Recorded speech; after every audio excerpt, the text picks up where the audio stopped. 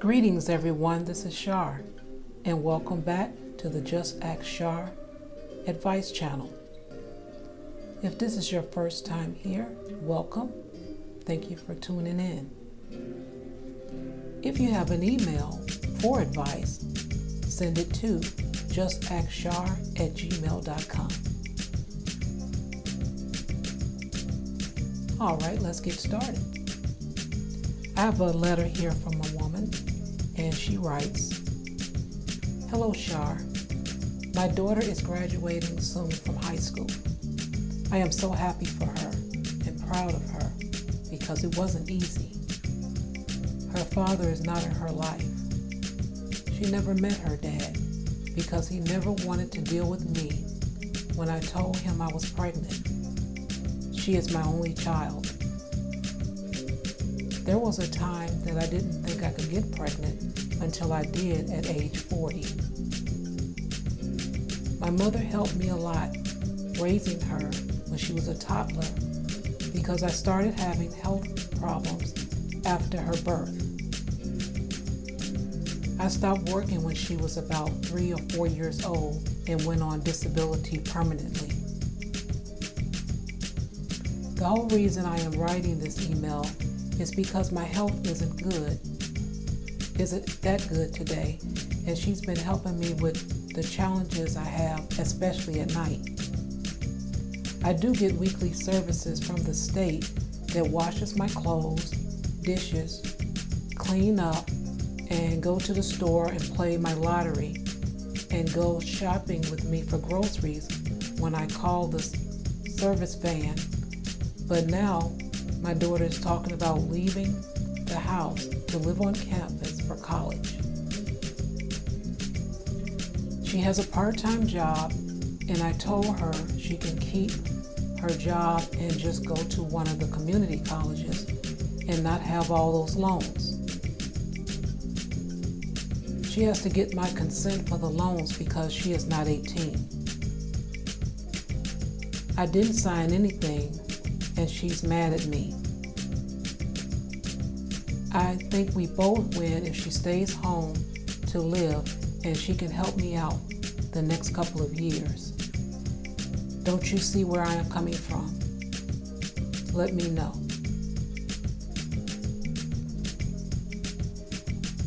Okay, thank you so much for your letter. I like to share with you what I've seen as a young child with two particular television shows.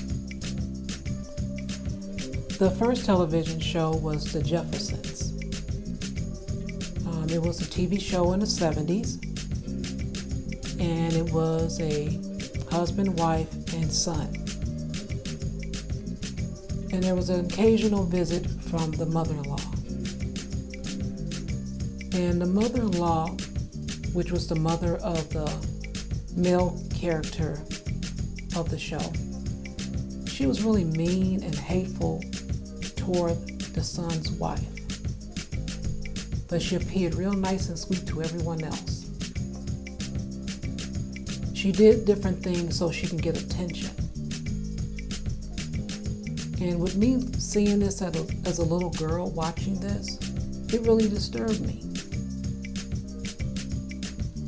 And then I want to point out the next television show, Sanford and Son. It was a son and father team. They also was based, I believe the television show was based in the 70s as well. I watched it in the, I think, late 70s, and I was about 12 years old. And the father, because he had the business and his son helped him run it, he was very manipulative toward his son in every way possible. He would run his son's girlfriends off some kind of way. He would sabotage every job opportunity his son would have, any business ideas or ventures that his son would have. And he just kept anything away from his son that would remove him from the home. And when I was looking at this as a young person, I just couldn't understand why this old man that had his life, and he was a widower, he had lost his wife, why was he doing this to his son? And whatever that man's life was, good or bad, the point is he had his life. And I'm bringing these two things to you because our children, they're not responsible for us. They're just not. We are responsible to help our children, prepare them for adulthood.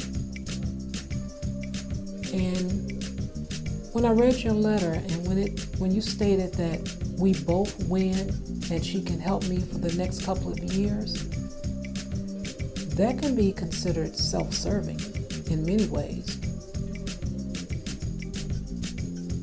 And it's just taken me back to those television shows. I want you to realize that sometimes we may not know that we could be doing that, but I'm looking at what you've written in the letter, and that your daughter, she's been dealing with this for a while, because you said she was 3 or 4 years old and you were permanently disabled and you had to have help from your mother. And your daughter, I'm assuming, is maybe 17. And that was a long time your daughter has been helping you out in the home. I mentioned both shows to describe how each parent, in one way or another, use their positions as a parent to manipulate their children in some way to benefit them.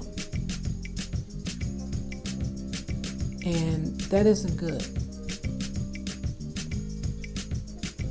You may have the heart, you're not even thinking that way.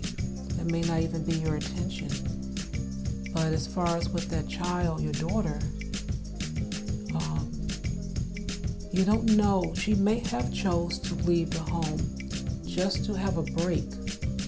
It is possible. And then again, she may just want to start her career, and she wants to leave home and get started. Something different. And there's nothing wrong with that. And I do commend you when you mentioned about the student loans, especially if she hasn't chosen a career path that will be beneficial to her. There's nothing in the letter to indicate what she's interested in, but if she didn't choose something that will help her with a long-term, what's the word I'm looking for? A long-term or a good career path because of automation and technology, what she can do is do some of the assessments that they have online, the career assessments, and even personality assessments, just to see where she fits in. And she can start choosing from those results something that she can, possibly go toward as far as a degree and with her career choice and path. So I do commend you for looking, that way as far as with the loans. But just be very careful because, again, when you mentioned the next couple of years, that just stood out to me. That was a particular time that you're saying, hey, I can use her or she can be available for me for the next 2 years. Now, if you would have written maybe the first year or semester or something, a short time or anything other than 2 years, I wouldn't have really looked at it quite this way. But again, our children, we're supposed to help them into adulthood. And I know there's a lot of things that can't happen because life happens. You can plan it any way you want, but life happens.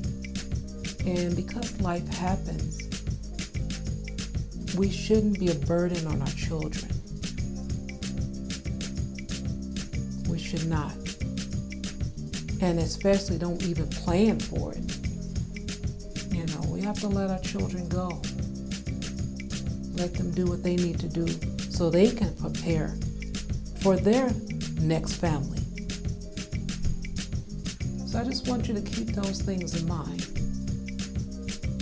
And I do wish the best for you with your health, because you mentioned that it's been a long time. But do look into what other services that are out there for you, whatever that may be,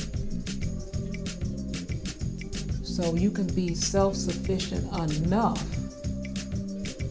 that you would not look to rely on your child. I've seen people that were disabled, they would even have service dogs, and some could be in wheelchairs, and they would go and have displays in a grocery store and can earn some money that way. So I don't know if your position, you're looking at financial, if that could be a problem holding you back, or just having someone with you. I'm not for certain, but look at all your options and make whatever the best decision you can from those options. And I wish you could have made those choices earlier in life, so you would have prepared for the day when your daughter graduates, so she can leave home if that was her decision. So that's what I think, and that's my advice to you. And I want to thank you so much for your letter. And thank you everyone for tuning in. I appreciate you coming back, listening. If you're new to the channel, please give me a thumbs up, like, share, and subscribe. And send any of your emails to JustAskChar@gmail.com for advice. And who knows, you could be the next letter that I read. And until the next letter, peace.